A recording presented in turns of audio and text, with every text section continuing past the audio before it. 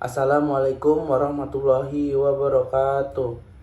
Perkenalkan, nama saya Diki Pardensa Nugroho dengan NPM 232100067. Di sini saya ingin menjelaskan tentang pemeriksaan aset tetap.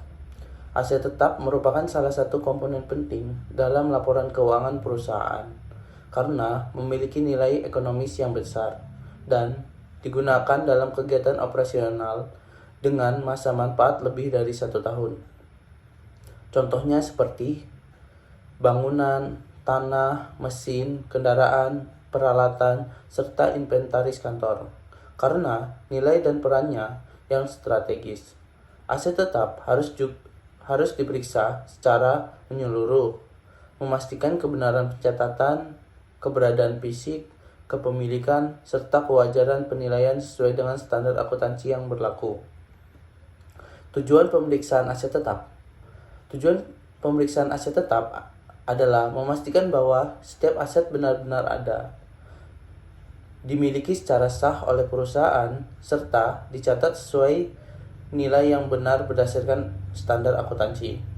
Pemeriksaan juga memastikan bahwa aset digunakan untuk kepentingan operasional, disusutkan secara tepat, serta diungkap dengan lengkap dalam laporan keuangan. Risiko dalam pemeriksaan aset tetap mencakup kemungkinan pencatatan aset fiktif, kesalahan dalam menghitung penyusutan, serta pencatatan nilai aset yang tidak sesuai kondisi sebenarnya. Risiko lain mencakup aset yang tidak memiliki dokumen kepemilikan lengkap, seperti aset hilang atau rusak namun masih dicatat, serta kesalahan penyajian dalam laporan keuangan. Pengendalian internal aset tetap. Pengendalian internal dilakukan untuk menjaga aset dari kerugian dan memastikan pencatatan yang akurat.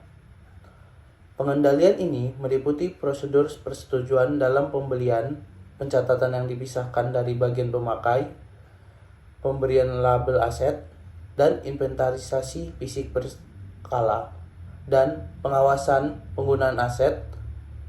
Selain itu, terdapat pengendalian atas penyusutan agar perhitungannya konsisten, dan pelepasan aset dilakukan dengan prosedur resmi. Prosedur pemeriksaan aset tetap.